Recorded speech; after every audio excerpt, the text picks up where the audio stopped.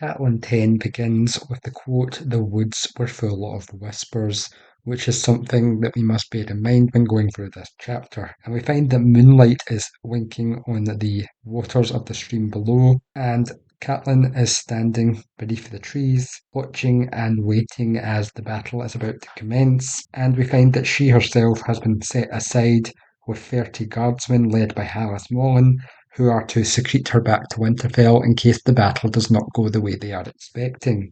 Catelyn herself notes that she hears the whispers in the wood and the faint music of the brook, and the warm wind in her hair. Catelyn reflects how the men in her life have always asked her to wait for them. Her father would ask her to wait, and she would watch from the battlements of Riverrun when he went to court or to war, and we also find that Brandon Stark had bid her the same as well when he went south to King's Landing, noting that they will be wed when he returned. Yet he never did return, it was Ned who returned in his place. And then he too was barely there a fortnight before he himself had ridden off to war, promising return. However, he had left her impregnated with her son, Robb, and 9 moons are noted to have waxed and waned before Robb was born in Riverrun, while his father still was at war in the south. Brynden has been scouting, and it is revealed that Jaime's force at Riverrun is 12,000 foot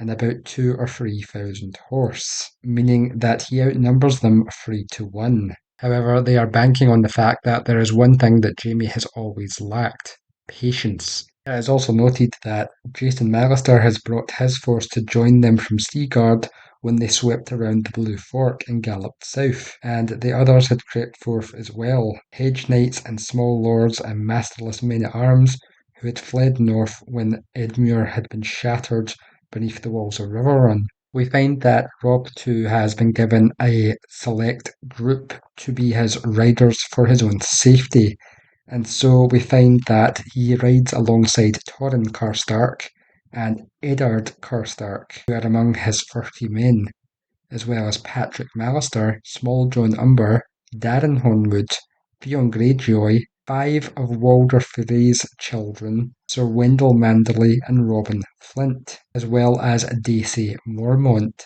Lady Mage's eldest daughter and the heir to Bear Island. And Catelyn hears in the quiet of night the call of birds, which she knows from the north based on their call, and she names them snow shrikes, which is interesting as we are not in the north, so why are these birds coming this far south unless this is an indication that winter is coming?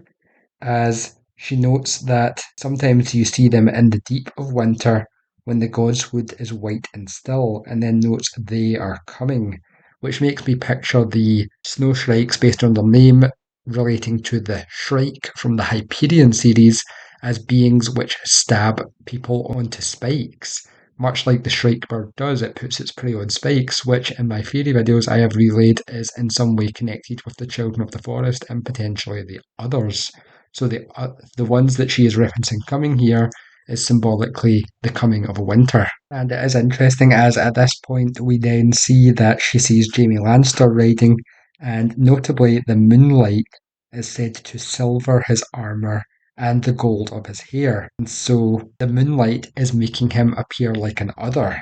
Catelyn stands and listens as the battle rages in the distance, and eventually Robb returns victorious with Jaime taken captive. However, it is revealed that before he was taken captive, he managed to kill both of Lord Karstark's sons as well as Darren Hornwood. We also find that, aside from Jaime, they have taken close to 100 knights captive and a dozen Lords Bannermen as well, including Lord Westerling, Banefort, Sir Garth Greenfield, Lord Estrin, Titus Brax, and Malor the Dornishman, as well as 3 Lannisters besides Jaime, Tywin's own nephews, 2 to his sister's son, and 1 of his dead brother's sons. Theon is overeager at this fact and claims that they have basically won. However, Catelyn reminds him that they have won a battle. The war still rages as Tywin is still afoot. And then Robb does note, however, that they have succeeded in getting Riverrun.